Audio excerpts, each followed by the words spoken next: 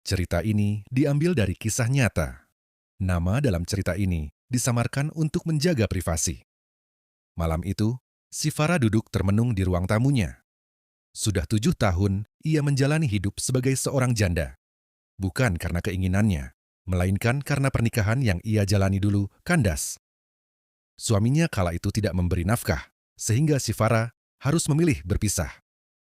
Beberapa waktu lalu, si Farah dipertemukan dengan seorang pria bernama Ravana, seorang duda.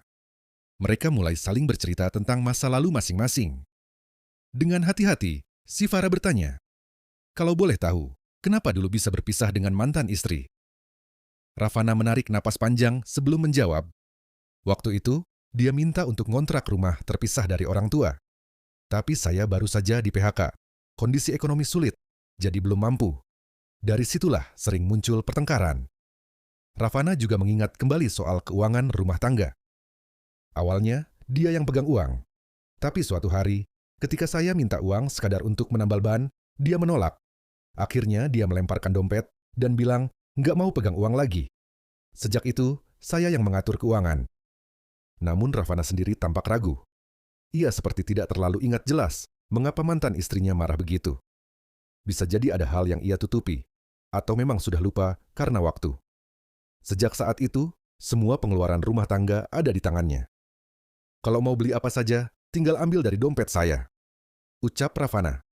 Tapi setiap belanja, jajan, atau pengeluaran apapun harus transparan. Harus laporan habis berapa.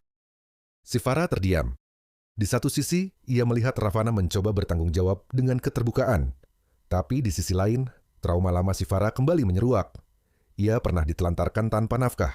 Dan kini ia takut jika semua itu hanya tanda sifat pelit yang tersembunyi. Hatinya bimbang, maju mundur. Ia takut salah langkah. Pesan moral. Dalam hubungan, kepercayaan dan kejelasan soal keuangan memang penting, tapi jangan sampai membuat pasangan merasa tertekan. Setiap orang membawa luka lama dari masa lalunya. Maka sebelum melangkah lebih jauh, belajarlah untuk berdialog, saling memahami, dan tidak terburu-buru menilai. Cinta yang sehat lahir dari rasa saling menghargai, bukan dari kontrol atau rasa takut. Penutup. Cerita ini ditulis berdasarkan kisah nyata dengan menggunakan nama samaran yang tidak ada hubungannya dengan nama asli manusia demi menjaga privasi. Mohon maaf jika terdapat kesalahan penulisan atau kebetulan ada kesamaan nama, karena hal itu sama sekali tidak disengaja.